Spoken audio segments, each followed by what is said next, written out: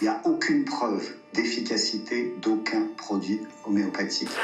En même temps, j'ai un ami éleveur qui me dit d'utiliser l'homéopathie pour ses vaches. Les gens qui consomment de l'homéopathie, en effet, sont moins médicalisés par ailleurs. L'homéopathie à petite dose seulement. On est à Poudlard, quoi. On est dans Harry Potter. Alors, qui faut-il croire? La tribune Fake Med? Le titre, de la poudre de perlimpinpin. Des charlatans expliquent. Pour comprendre ce qu'est l'homéopathie et comment elle est supposée fonctionner.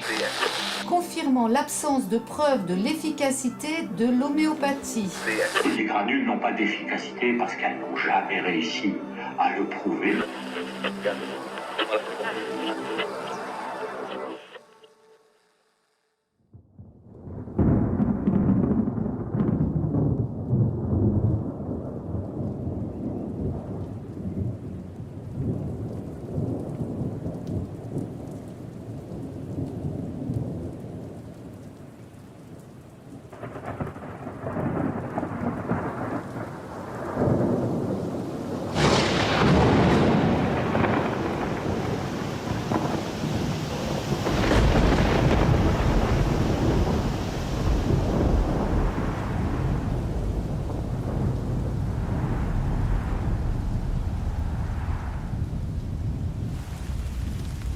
Depuis quelques années, le ciel se couvre de nuages noirs pour ceux qui, dans le monde occidental, font le choix d'exercer la médecine autrement.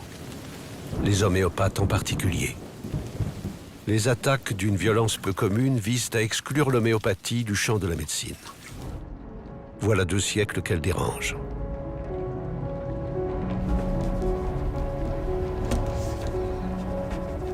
Personnellement, je lui dois beaucoup, du fait de sa remarquable efficacité dans tous les épisodes de maladie et de traumatisme de mon existence.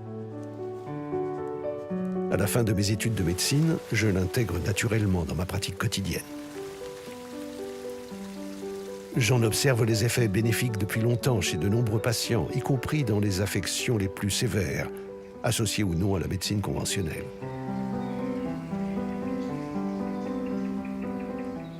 Ému par tant d'ignorance et d'intolérance à l'égard de l'homéopathie, j'ai le désir d'en faire connaître la réalité subtile, à travers le témoignage de tous ceux qui, dans ce film, l'ont rencontré sur leur chemin de vie.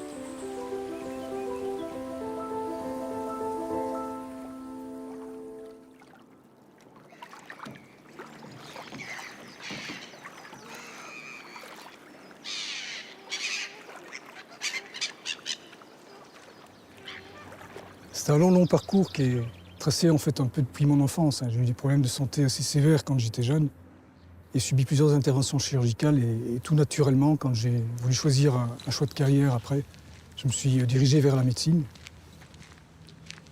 Et j'avais tellement fréquenté les hôpitaux, pour moi ça a été tout de suite la chirurgie.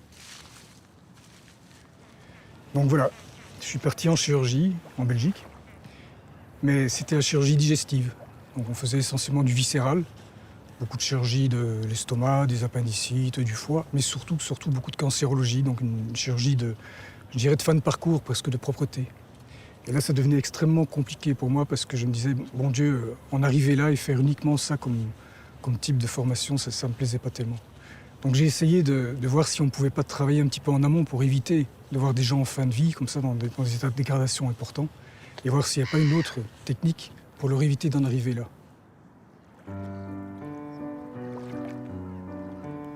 Jusqu'au jour où j'ai eu la chance de rencontrer un certain monsieur, Georges de Monja, grand homéopathe je ne connaissais pas à l'époque, sur Chambéry, type extraordinaire. Et là, il m'a ouvert les yeux sur une perspective de compréhension profonde de ce qu'était la maladie et ce qu'on pouvait apporter aux patients.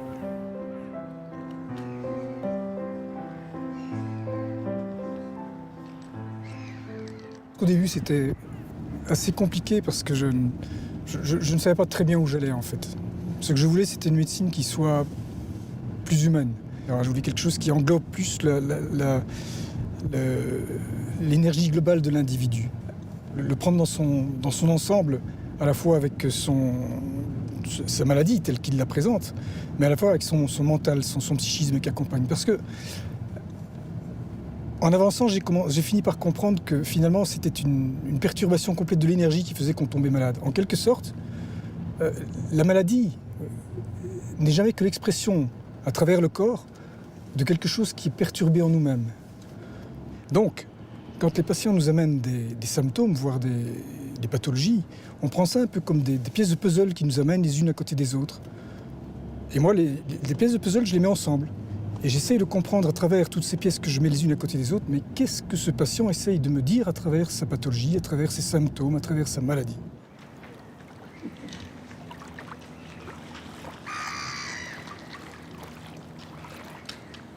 Aujourd'hui, l'homéopathie est souvent une médecine de première intention dans les affections bénignes. Mais les limites de la médecine conventionnelle dans les maladies chroniques conduisent de nombreux patients à se tourner vers d'autres approches afin de soulager leur souffrance. Voilà, j'ai reçu une lettre du gastro-entérologue qui vous suivait depuis de nombreuses années. Il m'envoie une lettre qui est absolument merveilleuse de votre état général.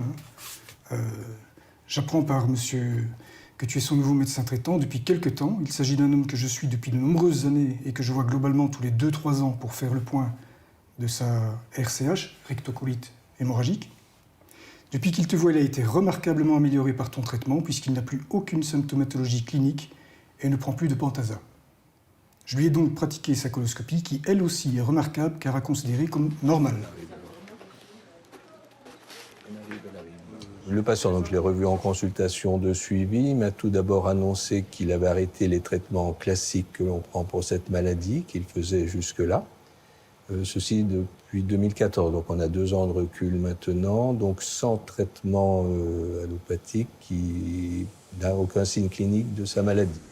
Pour mon cas, j'ai bénéficié de cette synergie entre l'allopathie, l'homéopathie, entre le gastro qui va dans l'investigation pure et dure, et puis l'homéopathe qui va prendre la totalité du corps de la personne, et ça s'est bien passé.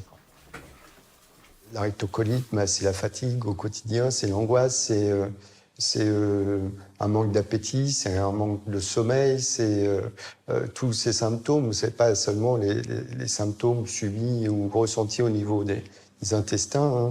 C'est la vie qui échappe un petit peu. Pendant ces années, on se prive de faire certaines choses. La rémission radicale de la maladie de ce patient qui souffrait depuis plus de 20 ans, malgré un traitement classique, pose question. Est-il évident d'attribuer un tel changement à un effet placebo ? Oh non, je ne pense pas. On peut que constater les choses. C'est-à-dire qu'il va très bien et sa muqueuse colique va très bien après ces 3 doses. Mais je ne pense pas qu'on puisse parler d'effet placebo, en effet. Mais ça me paraît peu probable. Je pense qu'un effet placebo comme ça aurait eu de l'effet s'il en prenait toutes les semaines ou tous les mois de façon régulière en se disant il ne faut pas que j'oublie mon médicament. Mais là, on a 2 ou 3 ans. On est difficile de rabattre vers l'effet placebo.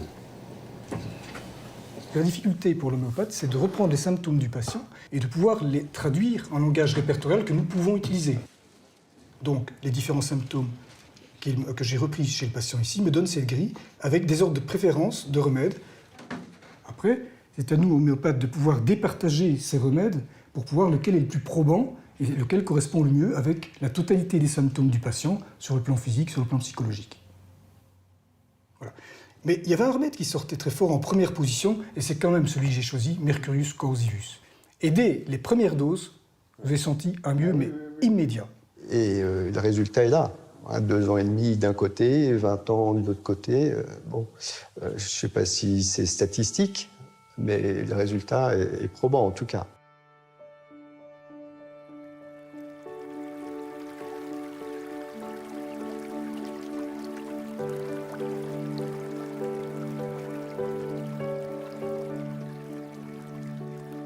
C'est le chlorure de mercure qui a servi à la fabrication de ce médicament homéopathique. À la base, c'est un produit minéral toxique qui, absorbé, provoque des lésions inflammatoires, des ulcères et des hémorragies. Étonnant. La prise de quelques doses homéopathiques de ce composé coïncide chez ce patient avec la disparition de symptômes analogues à ceux d'une intoxication par cette même substance.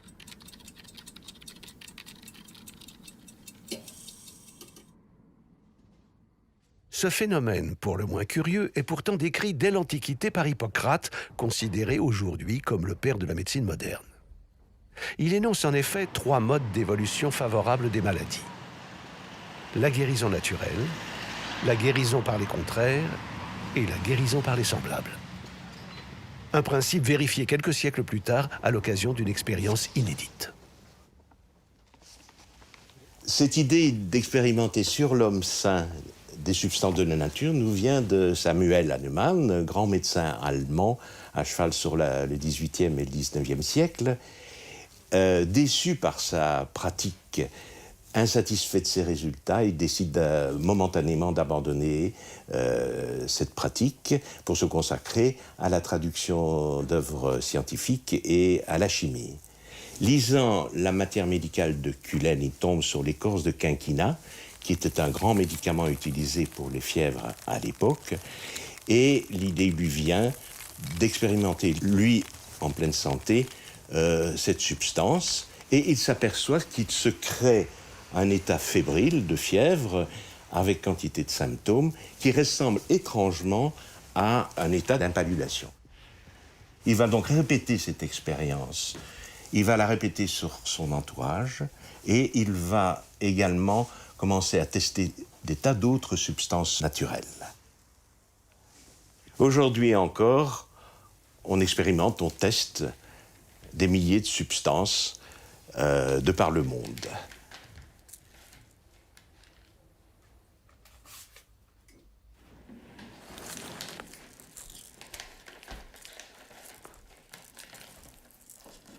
Dans tous les pays où l'homéopathie a pris racine, ce travail d'expérimentation minutieux, appelé aussi proving, se poursuit. Après un entretien approfondi avec leur superviseur, les volontaires absorbent tous les jours des doses imprégnées ou non de la substance testée jusqu'à l'apparition de symptômes. Personne n'en connaît la composition, à l'exception du pharmacien. C'est un protocole en double aveugle contre placebo. Après 6 mois d'observation, chacun est invité à rendre compte de son expérience. Chaque expérimentateur, un par un, va raconter son vécu. Ça serait bien de se tenir à peu près à 5 minutes chacun. Les superviseurs, après, viennent donner un petit peu des compléments, leur éclairage sur l'expérimentation. Et puis comme ça, on va faire à tour de rôle. Donc au bout d'un moment, vous allez voir qu'il y a des choses qui vont se recouper entre ce que disent les uns et ce que disent les autres. Mais à partir du moment où je vous aurai dit le nom du remède, le proving est fini. Après, tout ce que vous pourrez ressentir sera forcément influencé par l'idée qu'on se fait de cette souche. D'accord ? Qui veut commencer ? Il y a un symptôme qui m'a suivi pendant 1 mois complet. C'était pas forcément tous les jours, mais c'était très récurrent. C'était une chaleur de l'oreille gauche. Les maux de tête, ils étaient au début à l'occiput et puis après en casque sur la tête. Vers 10h30, sensation de céphalée en casque. J'étais un peu rebelle, j'étais contre tout, contre la société. Mais toujours l'humeur aussi bonne. Pluriéthanal encore vers 21h jusqu'au coucher. Qui a expérimenté et qui n'a pas parlé encore ? Il y a toi ? Et donc, il y a le tensiomètre qui est sur la table. Elle prend le tensiomètre. Elle me dit, tu sais combien de temps ? Je ne sais pas. 23 d'un côté et 22 de l'autre. J'avais strictement aucun symptôme, mis à part ça. C'est bon ? Voilà, c'est le cèdre du Liban qu'on a expérimenté.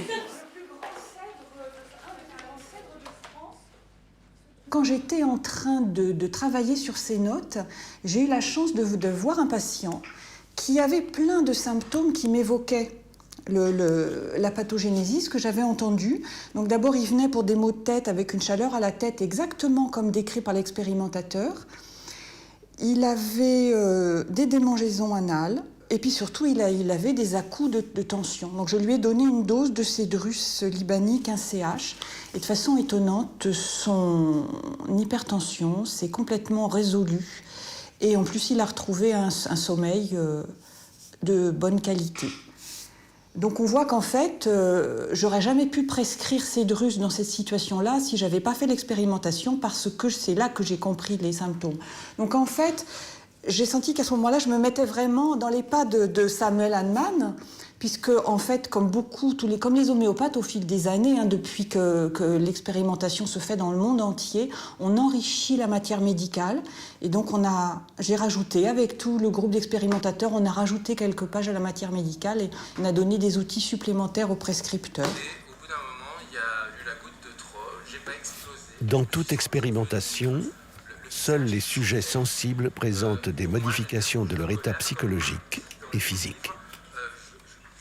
Leurs symptômes, analysés puis répertoriés, ouvrent de nouvelles perspectives thérapeutiques. C'est ainsi que se confirme le bien fondé de la découverte du docteur Samuel Hahnemann.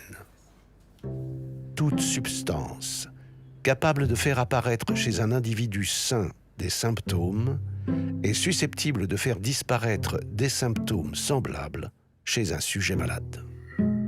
Les semblables guérissent par les semblables.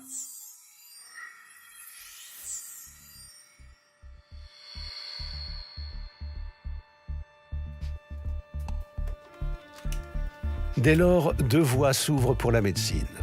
La voie de la guérison par les semblables et celle de la guérison par les contraires, propre à la médecine académique qualifiée par Hahnemann d'allopathie. C'est en 1810, dans l'Organon de l'art de guérir, que Samuel Hahnemann pose les fondements de sa découverte, l'homéopathie.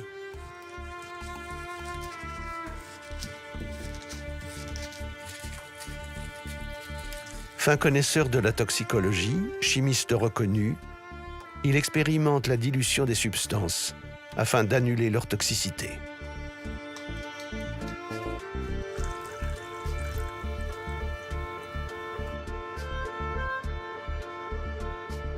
Par hasard, Hahnemann découvre aussi qu'en secouant fortement ses préparations homéopathiques, on parle aujourd'hui de dynamisation, elles deviennent plus efficaces. Il élabore de ce fait un mode de fabrication des médicaments qui, bien que modernisé, suit encore aujourd'hui la même procédure.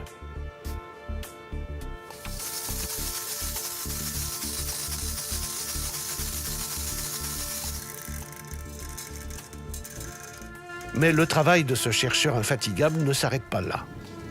C'est une conception révolutionnaire de la vie humaine, de la médecine et de la santé qu'il énonce dans l'Organon, basée sur le concept d'énergie vitale et de globalité. Hahnemann s'oppose à un modèle médical purement matérialiste. Il conçoit l'individu comme un tout, animé par une force immatérielle. Actually, perhaps most importantly, the vital energy in a human being, that energy which makes the body function, which gives it life, what we call life energy or the vital force. And it's clearly a real thing. It's an intelligent energy that organizes the activities in the body. Circulation, assimilation, metabolism, elimination. How do these things happen? Not by some accident. There's an intelligent energy there. And conventional science has a complete blind spot in relation to that. It doesn't really talk about that. And that's what we talk about in homeopathy all the time.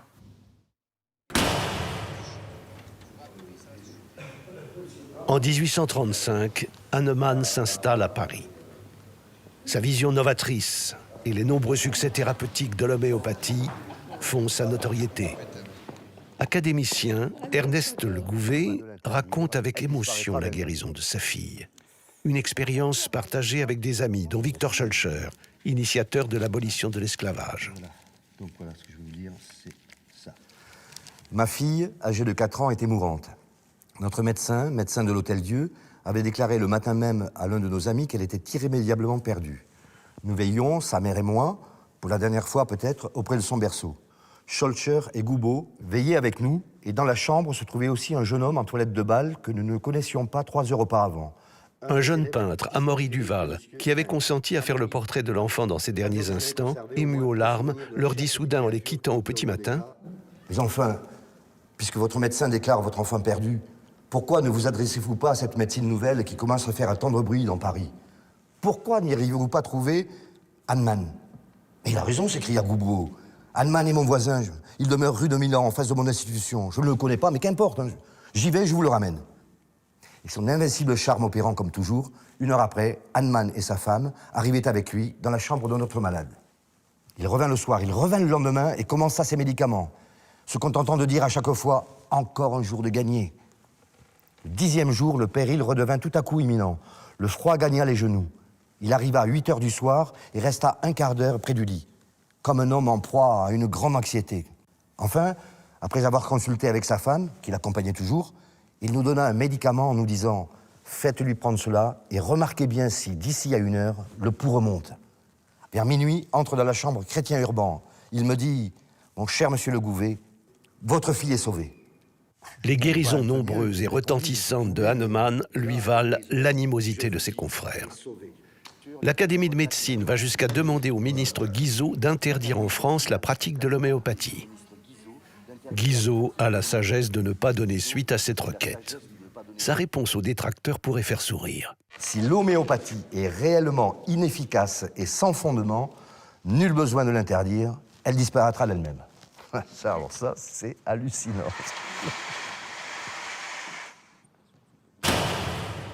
Le choléra éclata le 27 juillet 1831 dans la ville de Rab en Hongrie. Le nombre des malades augmenta avec une telle rapidité que bientôt tout homme de l'art fut occupé nuit et jour. Ils rivalisèrent de zèle pour traiter et sauver leurs malades après divers systèmes. Mais malgré leurs efforts, les résultats obtenus ne furent pas heureux. Dans cette terrible maladie, comme dans toute autre, l'homéopathie s'est montrée miraculeuse. Vers le début du XIXe siècle, à partir des années 1830, le choléra va ravager toute l'Europe. Dans la littérature, on trouve de nombreux témoignages de médecins, d'officiers de santé venant d'Italie, de Hongrie, de Russie. Alors que la mortalité est de 50%, avec l'homéopathie, on n'enregistre que 5 à 10% de décès. À partir de là, l'homéopathie rentre à l'hôpital et va se répandre dans le monde entier.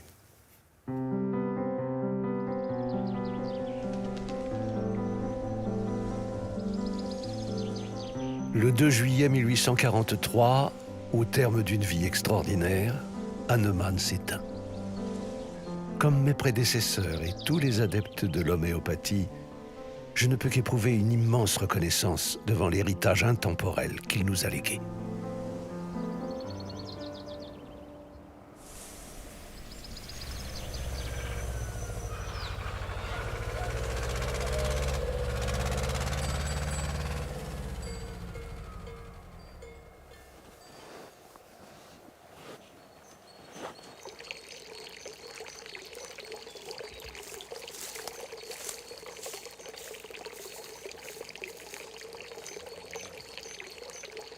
Moi, ce qui me fascine avec l'homéopathie, c'est que je crois que justement, on est plus dans une approche de médecine traditionnelle, c'est-à-dire qu'en utilisant nos remèdes qui sont des végétaux, des animaux, des minéraux, et en voyant le lien qu'il y a entre la vie d'un animal et les symptômes pathologiques associés au remède animal, ou la biologie d'une plante, la vie de cette plante, et qu'on le rapporte aux symptômes qui vont apparaître dans la pathogénésie, donc dans les symptômes qu'on va guérir chez le patient avec cette plante, il y a une vraie cohérence.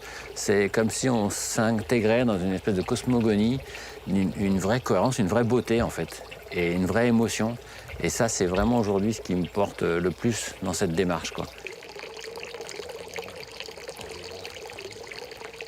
La médecine moderne est devenue et devient une médecine très technologique, de plus en plus technologique, ce qui ne veut pas dire qu'elle est inefficace. Je ne suis absolument pas un détracteur imbécile de l'allopathie, mais par contre, c'est une médecine qui se tâche de plus en plus, de par son aspect technologique et de par ses idées de protocoles, de procédures, etc., elle est en train de se détacher de plus en plus du vivant.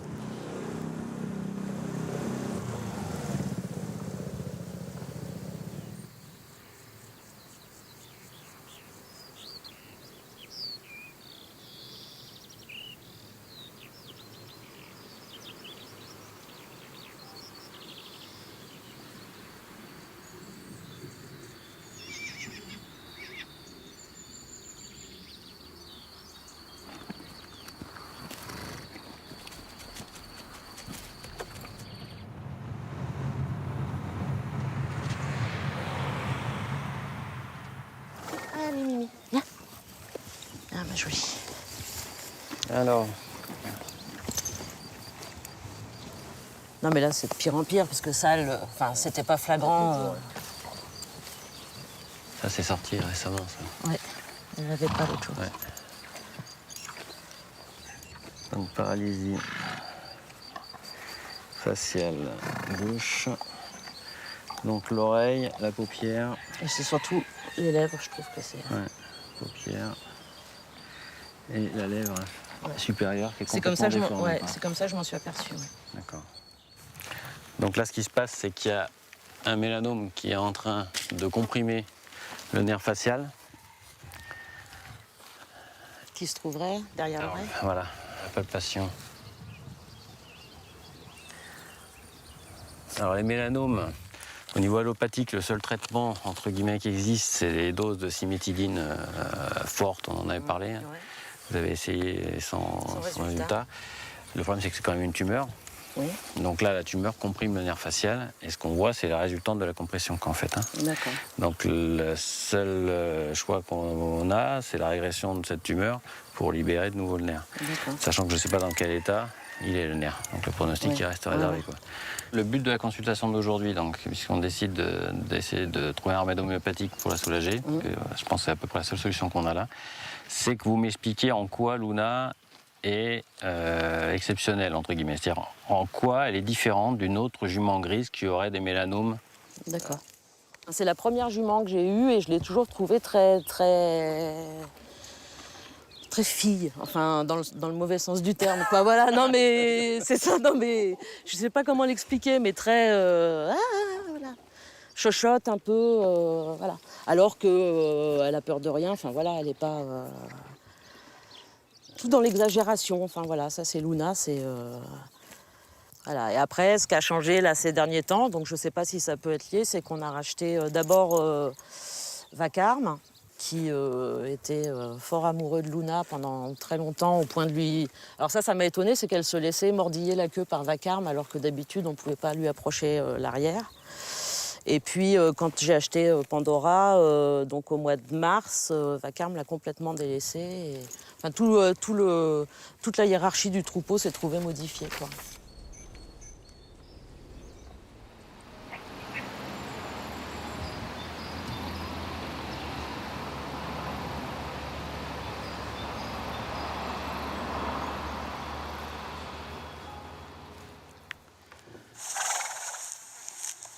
On a l'histoire de Luna, on choisit dans son histoire les symptômes les plus individualisants, ceux qui expriment le plus sa souffrance, et on les hiérarchise. Moi, j'ai hiérarchisé ces symptômes. Le premier symptôme le plus important pour moi, c'est les tics qu'elle a. Le deuxième symptôme que je retiens, qui est aussi un symptôme physique et qui la dépasse, c'est cette nymphomanie. Donc le troisième symptôme que je garde, c'est la paralysie faciale, qui est directement liée à la maladie, puisqu'on a cette tumeur qui comprime le nerf facial.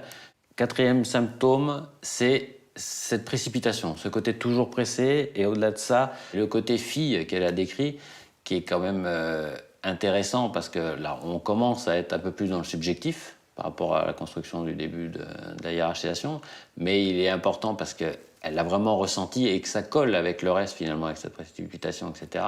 C'est un côté un peu maniéré, c'est-à-dire que cette jument ne sait pas faire les choses simplement. Elle exagère tout. Je finis l'individualisation de Luna avec, en fait, son histoire récente, c'est-à-dire que le fait qu'elle ait perdu sa position sociale dans le troupeau. Et en plus, il y a eu cette histoire, cette relation amoureuse, on pourrait dire, entre ce cheval et elle, qui a immédiatement cessé dès l'arrivée de la nouvelle jument. Et on peut imaginer que ça a eu des conséquences sur Luna.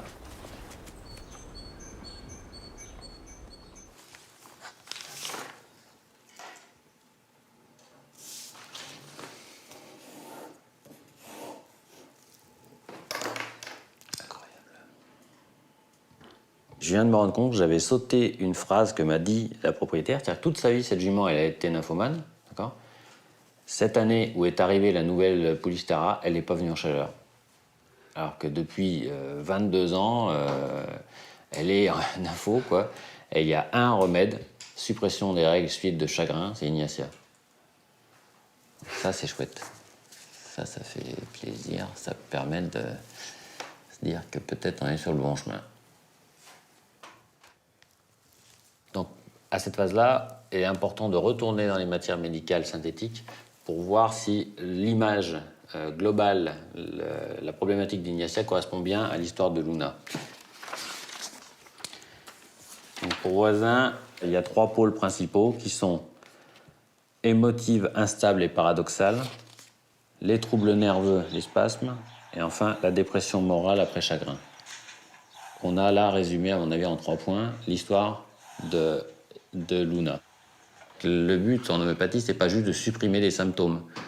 C'est évidemment de guérir, mais on sait, si on guérit d'un symptôme physique et que ça s'accompagne d'une amélioration du mental, et dans le cas de Luna, ça serait la disparition des tics, des stéréotypies, de cette espèce de précipitation permanente comme si elle était en danger, là on sait qu'on sera sur la vraie voie de la guérison.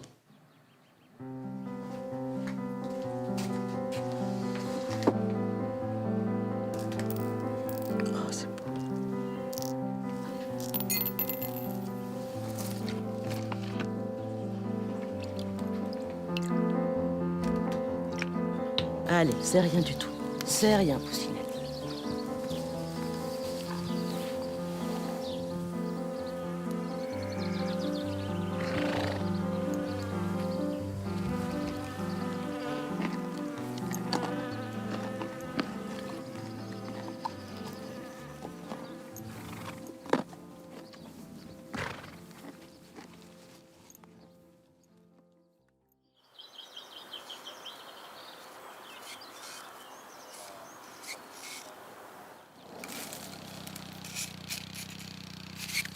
Un autre domaine plus confidentiel, en phase d'expérimentation, est l'utilisation de l'homéopathie sur les plantes et les cultures. Des femmes, des hommes, agriculteurs cherchent des alternatives efficaces et durables, comme ici, dans le département de la Drôme.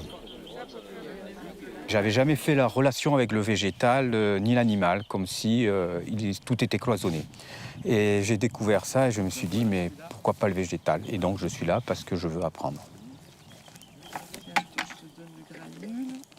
On utilise l'homéopathie aussi bien au niveau familial que pour les animaux qui sont sur la ferme depuis très très longtemps. Et suite à l'invasion de la pyrale du buis l'an dernier, on a fait plusieurs essais pour essayer de gérer cette invasion, dont de l'homéopathie, conjointe à d'autres expériences sur des moyens physiques qui sont l'utilisation de nettoyeurs de pression pour faire tomber les chenilles, ou bien du bacille thuringiensis. Et en fait, on a eu des résultats très très intéressants aussi bien dans les 3 méthodes, dont l'homéopathie. Si on prend par exemple la rouille des céréales. La rouille des céréales, on peut utiliser belladonna, mais on peut utiliser aussi aconite. L'aconite aussi est efficace. Mais dans quel cas on va utiliser belladonna et dans quel cas on va utiliser aconite, ça, il faut avoir le coup d'œil. Les produits chimiques, généralement, quelques jours après le traitement, les feuilles se dessèchent et soit restent accrochées aux branches, soit elles tombent par terre. Donc on tue, alors que là, avec l'homéopathie, on n'a pas tué les feuilles. Les feuilles continuent à faire leur fonction.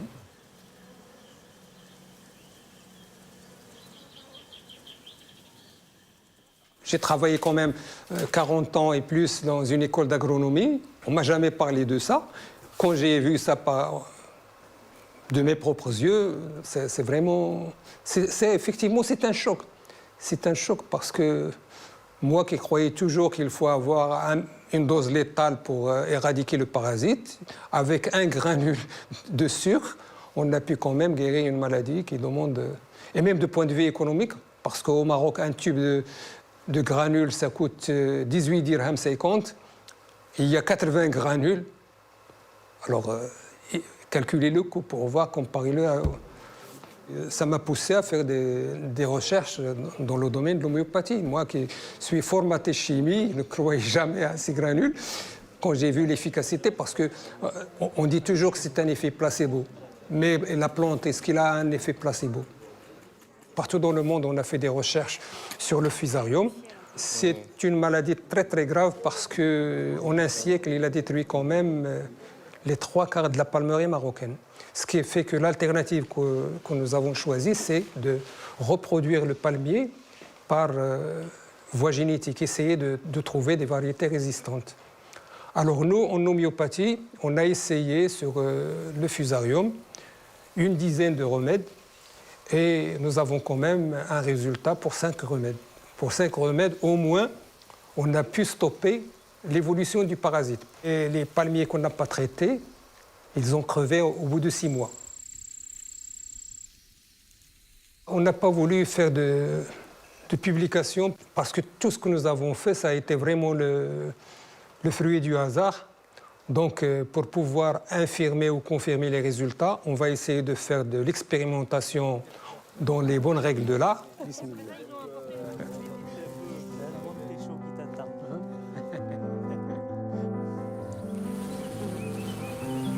À l'heure où des voix s'élèvent pour dénoncer les effets ravageurs de certains pesticides sur l'homme, la faune et les sols, je rêve un instant de voir l'homéopathie contribuer à la révolution agroécologique en cours, plus que jamais nécessaire à notre survie.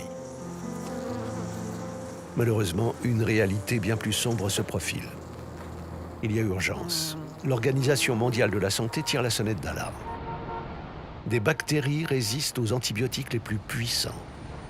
La croissance exponentielle des maladies chroniques et des cancers menace la pérennité des systèmes de santé. Rien, ou presque rien, ne semble infléchir la tendance dans un monde dirigé par des intérêts économiques servis par l'instauration de la pensée unique pour un marché unique.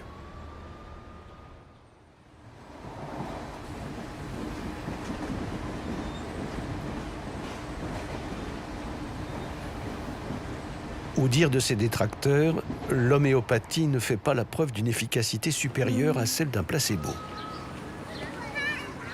Malgré les milliers de cas documentés dans le monde en 2 siècles et les avancées scientifiques sur le sujet, la négation de ces faits persiste. Pour approfondir cette question, je me rends en Allemagne, à l'Institut pour la recherche en homéopathie. Il a pour mission de coordonner l'ensemble des recherches dans ce domaine. Qu'en est-il exactement ? En homéopathie, la polémique fait rage autour d'un rapport, le rapport australien. Donc le rapport officiel en 2015, dont les conclusions sont que l'homéopathie est inefficace pour quelconque pathologie médicale. L'histoire, en fait, c'est qu'il y a eu un premier rapport, le premier rapport australien, qui a été commandité par les instances de santé australiennes, le NHMRC, National Health and Medical Research Council. On sait, de par les avis du professeur Mandelson, qui a émis un avis sur ce premier rapport, que ce premier rapport était de haute qualité. On pense aussi qu'il avait des conclusions en faveur d'une efficacité de l'homéopathie, mais ce premier rapport a été enterré. Et donc, ce qu'on appelle maintenant le rapport australien est en fait le deuxième rapport australien. Donc, nous, on a regardé ce rapport de fond en comble, 600 pages, et découvert un certain nombre de problèmes avec ce rapport en termes scientifiques, des critères qui n'ont jamais été utilisés avant, critères de taille de l'étude et des critères de qualité, qui sont des critères très forts, qui ont pour conséquence, en fait, de réduire l'évidence de 176 études cliniques randomisées à 5 études. Quand on comprend ça, on comprend assez facilement comment on peut arriver à des conclusions aussi tranchées, aussi nettes, comme quoi l'homéopathie serait inefficace pour toute pathologie. Il y a d'autres études de très haute qualité, des revues de ce style-là qui ont été faites. En particulier, une étude très importante qui vient en tête, c'est celle de Robert Matty en 2014 et qui démontre très clairement qu'en fait, l'homéopathie dite donc hahnemannienne individualisée, telle qu'on l'a si on va voir un homéopathe, a des résultats positifs au-delà du placebo.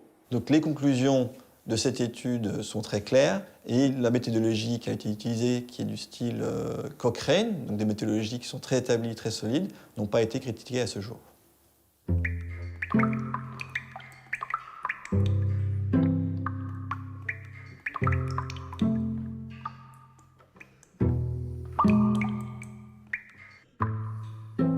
Voilà des années que j'utilise l'homéopathie. Les résultats observés m'interrogent.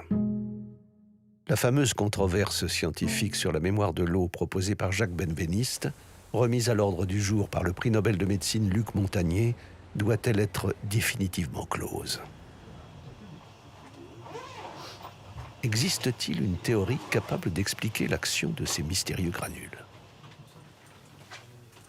Moi, mon action, ça consiste à utiliser des méthodes scientifiques, les méthodes de la science, pour comprendre comment fonctionne ce remède homéopathique, indépendamment du problème médical. De façon étrange, on n'avait jamais étudié le médicament homéopathique. On a pris donc 2 lignes de produits, un produit minéral qui est Cuprum metallicum, un produit organique, une plante qui est Gelsemium sempervirens, et on a suivi rigoureusement le protocole de la pharmacopée européenne. C'est-à-dire que ce qu'on étudie, c'est le médicament, et pas un produit de laboratoire. Et donc, ce qu'on a trouvé, c'est que lorsque on faisait les études, le procédé homéopathique met en jeu en fait 4 choses. La matière de départ, bien sûr, l'eau, le récipient et l'air.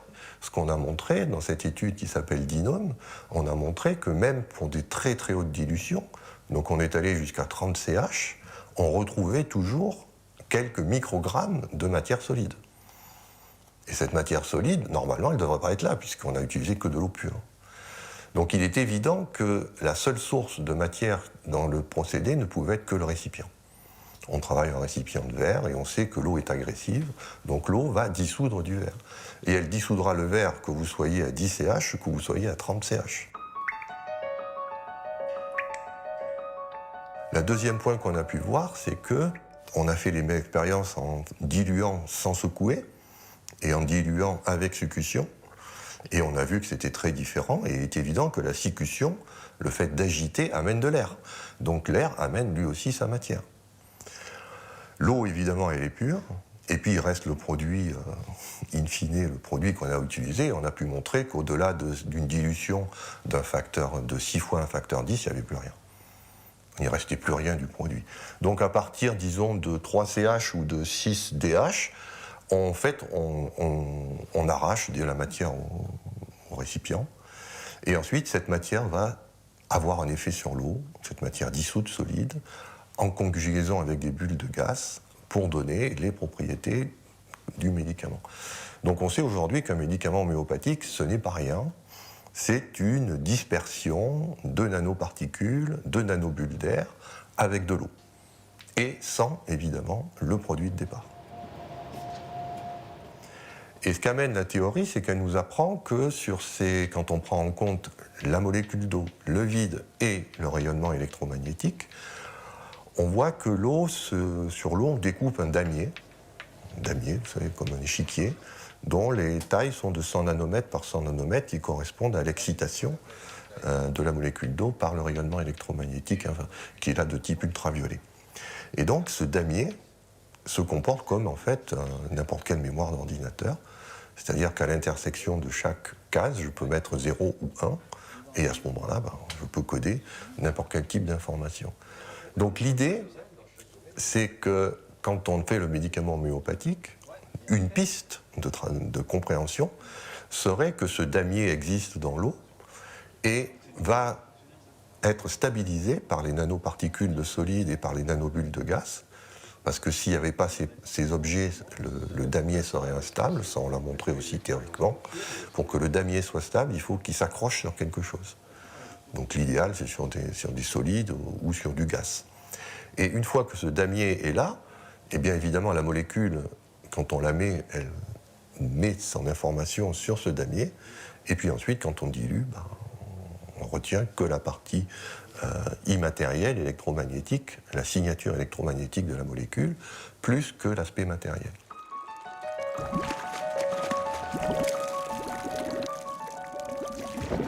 Donc moi je suis allé chercher une technique qui permet d'obtenir des images.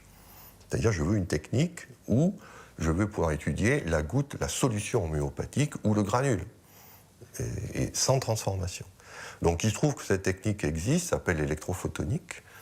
Et donc ce qu'on va faire, c'est placer une caméra très sensible qui va enregistrer cette émission ultraviolette qui est invisible, on ne la voit pas à l'œil, et en enregistrant cette émission, on va capter une image du produit sous cette tension, ça s'appelle en physique l'effet Corona. Et puis ensuite, c'est facile, puisqu'on pose la goutte, on peut être la goutte de n'importe quoi, et puis on regarde, on a une image. Donc là, par exemple, c'est typiquement ce qu'on a fait dans le cadre du projet Dinome. On regarde bien sûr l'eau pure, qui a sa signature qui est bien reconnaissable. C'est une couronne qui est relativement bien développée, elle occupe à peu près entre 7 et 8% de la surface. Et surtout, ce qui caractérise l'eau pure, c'est qu'elle a du mal à se structurer en flamèche, ce qu'on appelle ici les streamers. Il y en a quelques-uns, mais on voit qu'il y en a qui sont courts, il y en a qui sont longs. Ça, c'est caractéristique de l'eau pure. Ce qu'on a fait ensuite, c'est utiliser donc la teinture mère de gelsémium sans pervirens. Donc là, on voit tout de suite la différence. C'est que maintenant, et là, il y a de la matière, parce qu'on est avec la teinture mère, donc il n'y a pas eu de dilution. Et on voit tout de suite que l'émission lumineuse est complètement différente. Ensuite, ce qu'on a fait, c'est qu'on a dilué cette teinture mère à 10-26. On se place à un point où, normalement, il ne doit plus y avoir plus rien, même si on sait qu'il n'y a plus rien dès le début. Donc là, on voit très bien ce qui se passe. On voit qu'on réduit le nombre de streamers, c'est-à-dire qu'on diminue l'information, et surtout, on les allonge. Et ensuite, on a évidemment l'effet de la dynamisation. Et là, on voit que le produit donc, change encore la succution est importante, elle amène des modifications dans l'image. On va analyser ces images avec des méthodes scientifiques, taille de la couronne, nombre de streamers, quantité d'informations qui sont contenues, puisqu'on peut modéliser la quantité d'informations par des algorithmes mathématiques. Et l'analyse de toutes ces images donnera lieu à une publication qui est en cours de rédaction. Donc en conclusion, on peut dire que l'eau, la teinture mère, le produit dilué 26 fois ou dynamisé à 13 CH sont des produits qui sont tous différents. L'image, il y a une information cuivre qui est ici, qui est très différente dans une information gelsémium. Chaque remède a sa signature photonique. On savait dès le 19e siècle que dans la nature, il y a deux choses. Il y a de la matière et du rayonnement. Et que la réalité est soit matérielle, soit immatérielle. Et donc ce qui choque dans l'homéopathie, c'est qu'on utilise la partie immatérielle, invisible, inobservable. Mais surtout, il y a cet aspect électromagnétique, c'est-à-dire que les champs électromagnétiques sont partout, et qu'ils font partie. Ils sont couplés à la matière, et on ne peut pas imaginer la matière sans les champs, ou les champs sans la matière. Donc, à partir du moment où vous pensez à rajouter les champs et la matière, vous pouvez avoir une vision rationnelle de l'homéopathie, mais forcément, la partie matérialiste, la partie matérielle des choses est passée au second plan. L'homéopathie ne heurte pas la rationalité, elle heurte la matérialité. C'est pas la même chose.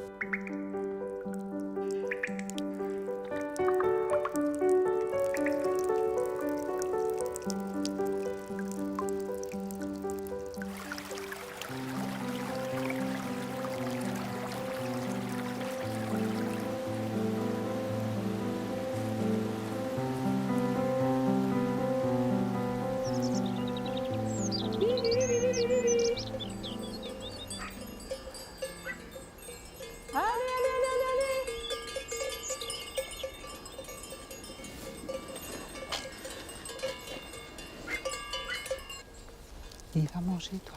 Hein? Tu veux pas manger? Le truc, là. Ça te fait mal ou pas? Hein?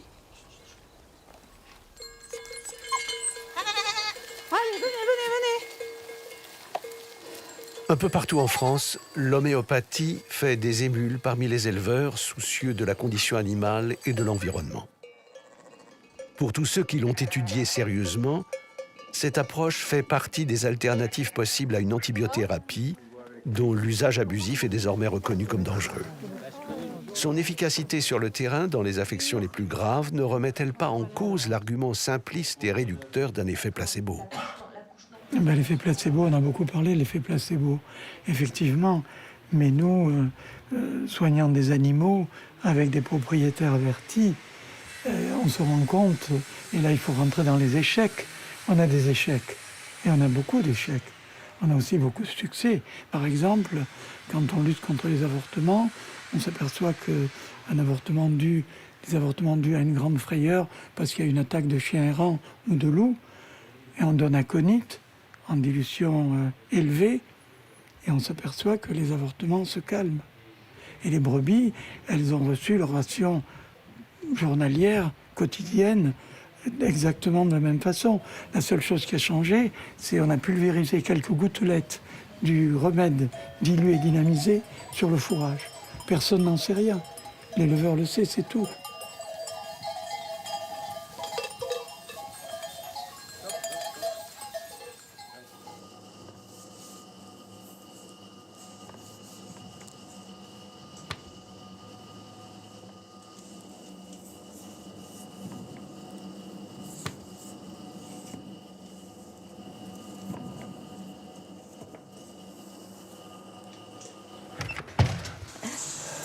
Ah, la traite de ce matin? Ouais, presque à l'heure. L'homéopathie, je pense que ça travaille sur l'équilibre aussi des animaux. Et on travaille sur du vivant. La santé, c'est un équilibre. Et le lait reflète cet équilibre. Le lait lui-même est équilibré ou pas. C'est le reflet vraiment de l'état de santé des animaux. Donc c'est une conception de la vie finalement et de ce que peut être la santé ou la maladie.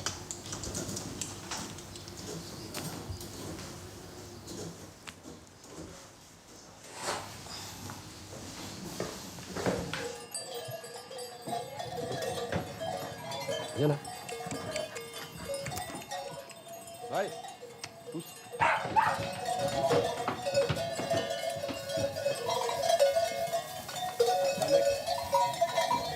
Je suis venu à l'homéopathie par hasard, en fait. Je bossais chez des gens, et la dame de cette maison, en fait, était docteur.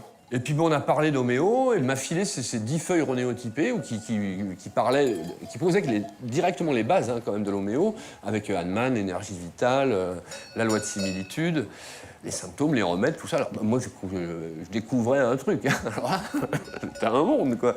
Mais j'ai trouvé cette démarche d'observation fine hyper intéressante. Enfin, moi, je débutais dans le boulot d'éleveur, j'avais bossé un peu déjà, mais ça m'a vraiment interpellé comment ces gens regardaient leurs animaux, comment ils voyaient une chèvre vivre au milieu de carences, pourquoi celle-là, elle est toujours près de la porte là-bas, à chercher de l'air frais peut-être, ou chercher de la lumière, mais elle cherche quelque chose là-bas. Pourquoi les autres sont là, elle là-bas? Et voilà, et donc ça a fait comme ça, quoi. Et puis après, j'ai fait 1 ou 2 stages avec des vétos, j'ai acheté des bouquins, j'ai bouquiné. J'ai passé beaucoup de temps quand même à lire les matières médicales, quoi, pour stocker, avoir un stock de symptômes en tête, pour pouvoir le lire sur un animal.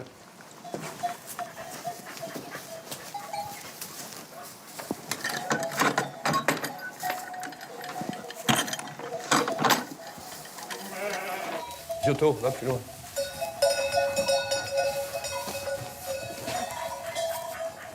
Allez, marche. Marche. Donc il y a 2 ou 3 ans, on a eu 2 ou 3 mammites gangréneuses là, sur le troupeau. On a sauvé 2 bêtes sur 3 quand même.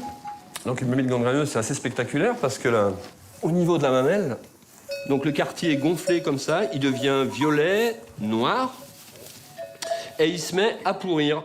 Et généralement la bête en meurt, donc en allopathie ça marche pas non plus d'ailleurs. Donc là on a donné l'achésis, c'est du venin de serpent crottal. Et est apparu ce qu'on appelle un sillon disjoncteur, c'est-à-dire qu'il s'est tracé une limite, à peu près comme ça sur le quartier, et la gangrène n'a pas été plus loin. Mais toute cette partie-là du quartier a pourri et est tombée. Donc la pourriture et la chute, donc, ça prend 3 semaines. Hein. Mais derrière, il manquait un bout de la mamelle, mais c'était complètement cicatrisé et nickel, quoi. Et 2 mois après, donc c'était au mois de mai, ça, 2 mois après, on a fait les échographies, la bête était pleine.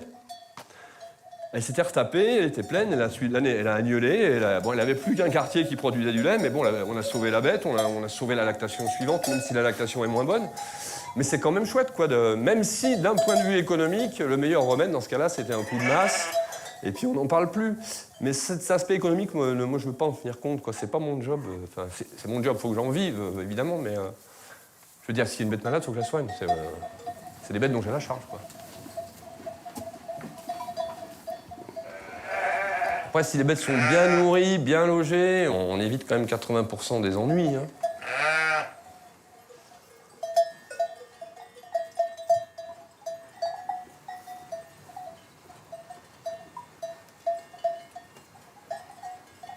On a eu des vaches pendant 20 ans, et là on est sur un rythme très lent. Hein. La vache, c'est elle rumine, un coup par seconde, regardez là-bas, c'est 2 coups par seconde. Tout va plus vite, là.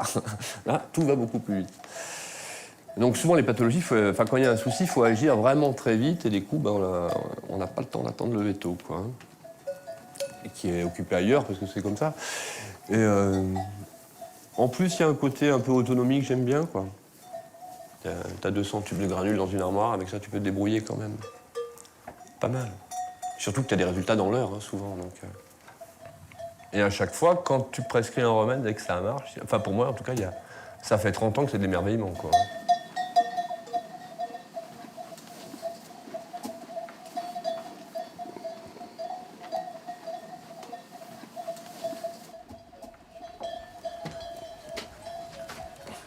Ben voilà, donc la pharmacie, classée par ordre alphabétique. Voilà, c'est les remèdes que j'utilise principalement ici. Tiens, regarde, on va donc regarder là. Qu'est-ce qu'il y a là? Clachesis mutus, c'est un remède qu'on peut utiliser pour plein de choses différentes. Nous, on l'a utilisé donc récemment, je disais tout à l'heure, là, pour des mammites gangréneuses, mais on peut l'utiliser pour autre chose aussi. Ça va être pour toutes les plaies noirâtres, bleuâtres, pourritures et tout ça. Opium aussi. Ça, c'est un cas. Ça, c'était bien. On avait eu un lot de brebis, là, au début, où on avait le troupeau, on ne s'était pas méfié. Donc les bêtes étaient pleines, fin de gestation, bien la panse donc un peu comprimée par les fœtus. Et on les a changées de parc, elles sont passées sur un bois de chêne où il y avait un tapis de glands comme ça, quoi. Donc elles se sont gavées de glands, ça a bloqué la panse, on a soigné presque tout le lot avec Luxomica, donc sauf une. Il y en a toujours une, ça marche toujours, mais presque pas toujours, pas complètement. Hein. Et il y en a une qui se remettait pas, quoi. Et donc cette bête, elle roupillait, en fait. Elle avait comme ça tout le temps. Bête qui dort, constipée, mais à fond, quoi. Et bon, dans ce cas-là, c'était pas du Luxomica. C'était opium pour celle-là, parce qu'il y a un assoupissement, endormissement, je ne me rappelle plus le nom du symptôme précis, mais c'était ça, quoi. La bête qui roupille et qui est complètement... En fait, elle est stone, quoi. C'est opium. Comme si elle avait pris de l'opium. Ouais, comme si elle avait pris de l'opium. Ouais. Encore une fois, la boîte de similitude, voilà.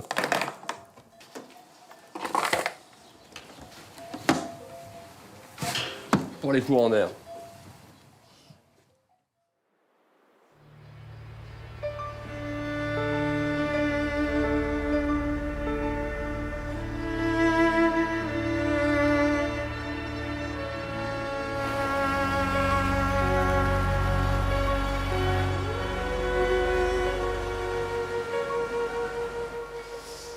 Alors ma Lulu, comment ça va aujourd'hui? Ça va la belle poupée? Ça va ma poupée? Oh, oui. T'es belle ma fille. Belle poupée ça. Allez, hop, tu marches? C'est bien Minette. C'est bien. Alors depuis, Luna a récupéré complètement la mobilité de son oreille. Elle avait également la paupière qui pendait, qui maintenant elle a complètement récupéré.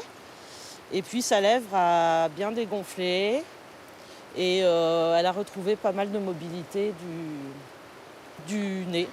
Elle tique plus, avant elle tiquait beaucoup, elle était très nerveuse, elle tiquait à l'ours tout le temps. Et puis elle a repris sa place dans le troupeau aussi.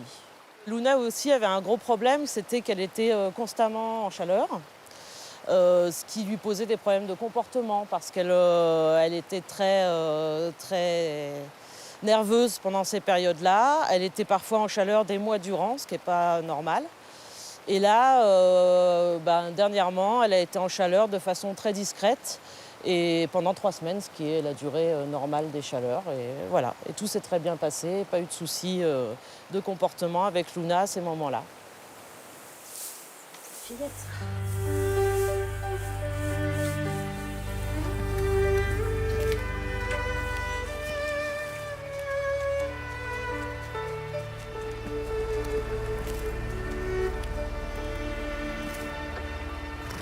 Ah, c'est formidable. Pour moi, c'est vraiment un gros changement et c'est extraordinaire.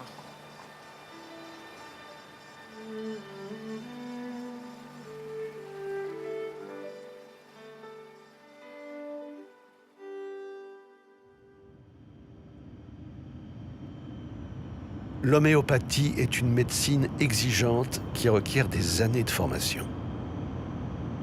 L'usage de recettes simples et utiles, notamment dans l'automédication familiale pour des affections bénignes, trouve vite ses limites.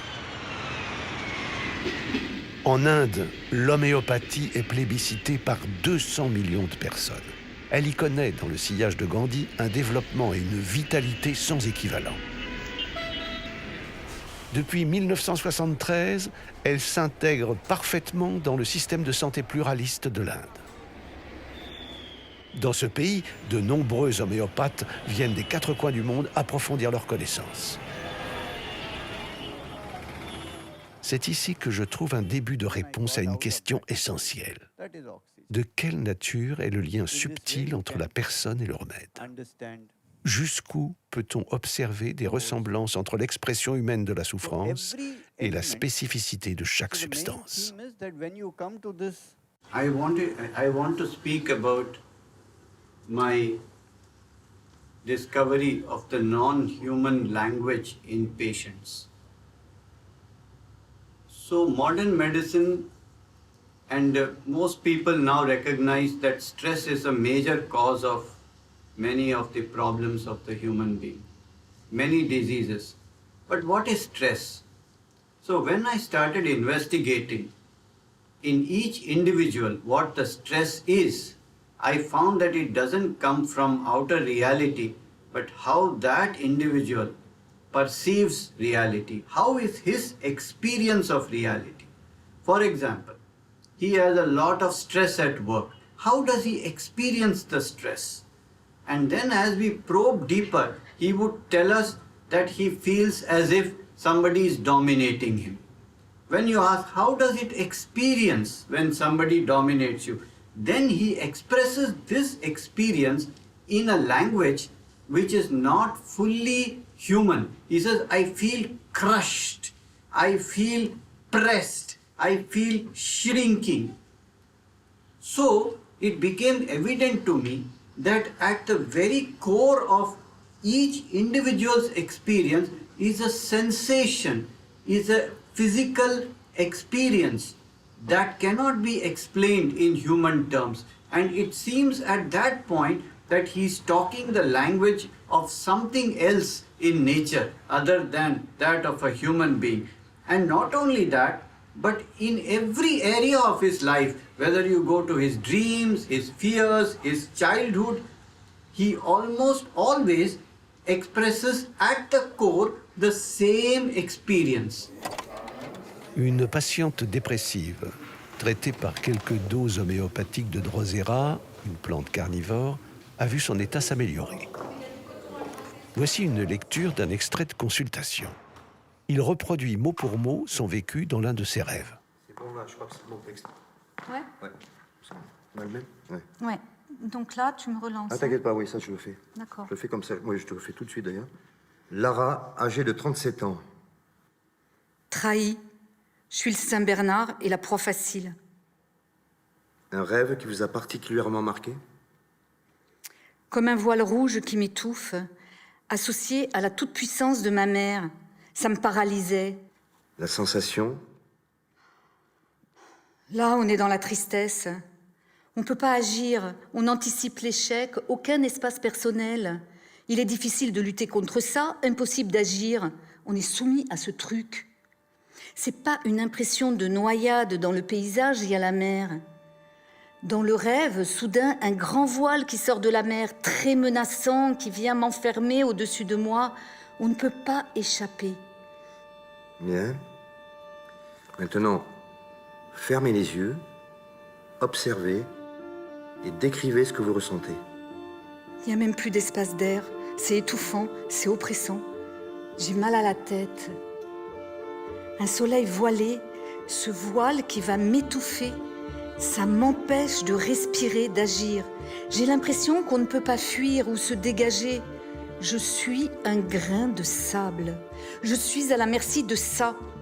J'ai peur, comme si je suis prisonnière, que je ne peux pas être aux commandes. Quelqu'un veut me transformer en robot. Je me débats, mais ça sert à rien pour échapper à ce voile. C'est dérisoire par rapport à cette force. Comme un nain face à un géant.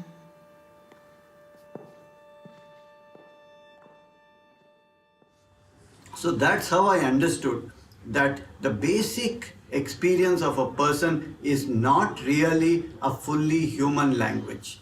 So I found 3 distinct patterns of perception in individuals, either sensitive or experience loss or competitive. And I found that this equated to the idea of the 3 kingdoms in nature. The plant is sensitive and reactive. The mineral talks about either lacking something or losing something, and the animal of competition and survival.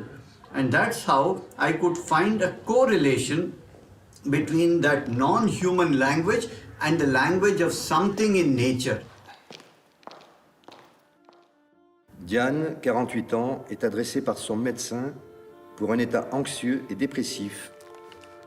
C'est comme dans les rêves, on voudrait s'échapper, on n'avance pas, on fait du surplace, on n'arrive pas à se dégager, même si c'est perdu d'avance, se battre jusqu'au bout. Si la chose nous entraîne pour nous manger, on n'abandonne que si on est mort. Se battre même si on sait que c'est fini, même si on sait qu'elle gagnera. Pas question qu'elle puisse nous dévorer sans s'être battue d'avance. Quand on se bat, on se débat, on ne pense pas à l'échéance fatale. On sait que l'autre a gagné d'avance. C'est sournois, on ne peut rien faire. On savait que ça risquait d'arriver. Au départ, on s'est trompé. On savait qu'on prenait un risque. Plus on se débat, plus on s'enfonce, comme dans les sables mouvants.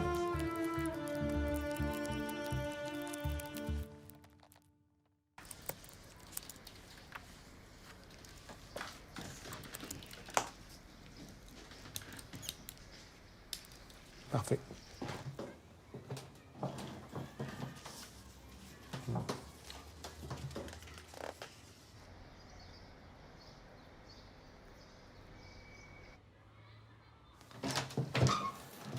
Bonjour madame. Bonjour docteur. Entrez, je vous en prie.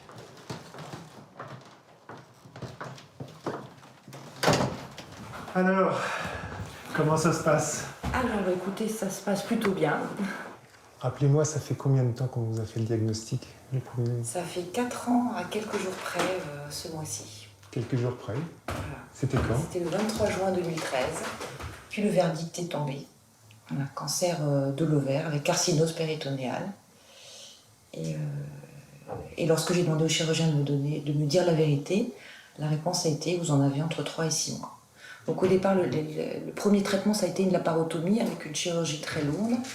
Et 2 mois après cette laparotomie, le temps de reprendre des forces, je suis rentrée dans un protocole de chimio. Et le souci était effectivement la gestion des nausées et des vomissements qui était terrible. Vraiment terrible, puisque je vomissais à peu près toutes les demi-heures. Et ça durait 5 jours, 5 nuits durant. Et les antiémétiques ne fonctionnaient pas. Et donc c'est dans cet état désespéré que je me suis tournée vers l'homéopathie. Moi qui suis tellement cartésienne. Les nausées étaient terribles. Ça n'a pas été évident pour vous non plus de les résoudre, puisqu'il a fallu tâtonner, trouver quels étaient les granules qui me convenaient. Rappelez-moi, je me souviens, il y a un symptôme tout à fait particulier que vous m'aviez raconté à l'époque. Voilà, alors je vous ai dit que je ne supportais, mais vraiment de ne rien prendre dans la bouche, pas même un brumisateur sur les lèvres. Le simple fait de brumiser de l'eau sur les lèvres et de sentir ces petites gouttes d'eau arriver dans ma bouche provoquait un vomissement. Et c'est ce symptôme qu'on avait retenu là. Voilà, tout à fait. Du coup, vous aviez creusé ce symptôme-là, et on avait testé d'autres possibilités homéopathiques, et c'est là qu'on a commencé à voir les premiers effets. Et donc on a réussi à réduire les vomissements. C'est ça. Et puis ce médicament, on l'a utilisé assez longtemps, je crois, on l'a après, utilisé, oui, pour l'état général. Tout à fait, ouais, tout à fait. À peu près les 2 premières années de la maladie sûre. Voilà, je crois 2 ans et demi, pendant 2 ans et demi à peu près. Mon expérience m'a amené à rencontrer le monde de l'allopathie avec les oncologues, leur mode de fonctionnement, le milieu hospitalier dans le traitement du cancer, et puis aussi l'homéopathie dans ces soins de support qui peuvent être proposés aux malades. Et j'avoue que j'en retiens 2 choses en tout cas. Première chose, c'est que ces 2 mondes sont totalement complémentaires. Moi, je n'envisage pas de poursuivre mes traitements les uns sans les autres. Si je suis encore là maintenant, c'est grâce à ces 2 mondes, à la mutualisation des savoirs et des possibilités de ces 2 mondes. Ça, je pense que c'est très important. Et j'avoue que ce qui m'a aussi surpris, c'est que ces 2 mondes sont complémentaires, mais sur une autre thématique. Lorsque je suis dans les services d'oncologie, j'ai le sentiment qu'on soigne ma pathologie, mais lorsque je suis chez mon homéopathe, j'ai le sentiment qu'on soigne à la fois ma pathologie, mais aussi le malade que je suis.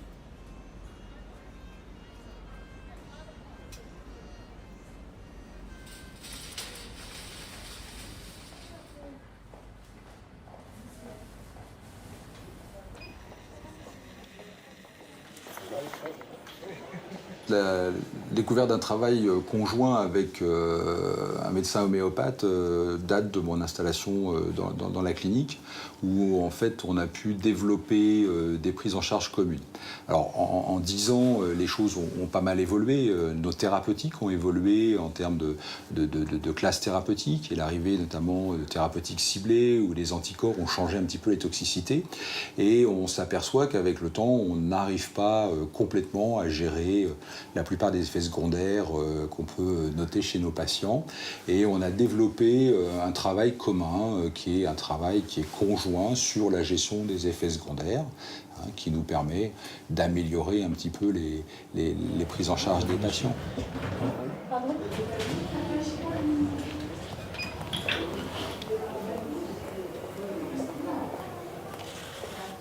Aujourd'hui, on est dans la prise en charge holistique, la médecine intégrative. Ça veut dire qu'il faut recourir à tout ce qui est possible, disponible, pour améliorer la qualité de vie des patients au cours des traitements au sens large de cancérologie. Personne ne détient la vérité, chacun va trouver un intérêt dans une approche, d'autres c'est plus la méditation et tout. Je crois que c'est vraiment des éléments. Et puis je pense qu'il ne faut pas avoir de position doctrinaire par rapport aux choses, c'est voir, regarder. Je ne sais pas ce que tu en penses. Les patients font des choix, on les accompagne, on les respecte dans les choix, on essaie de gérer. C'est vraiment le principe de la médecine intégrative qui concerne d'ajouter ce qu'il y a de mieux en médecine conventionnelle à ce qu'il y a de mieux en médecine complémentaire. Si on arrive à associer les deux, celui qui en profite, c'est le patient, c'est lui qui est au centre de notre intérêt. Les gens qui viennent me voir souvent souffrent d'effets iatrogènes, c'est-à-dire de symptômes provoqués par des médicaments. Et donc, pour moi, répondre à ces symptômes par d'autres médicaments, c'était pas cohérent. Et donc, pouvoir répondre avec des médicaments homéopathiques qui, eux, n'ont pas d'effets secondaires et n'ont pas d'interférence, surtout avec les traitements de la chimiothérapie ou des thérapies ciblées, c'est pour moi, je pense, une bonne réponse pour un médecin qui cherche à surtout ne pas nuire, ne pas nuire pour ne pas venir interagir avec les traitements. Donc, l'homéopathie n'a pas d'interaction médicamenteuse et ça, c'est une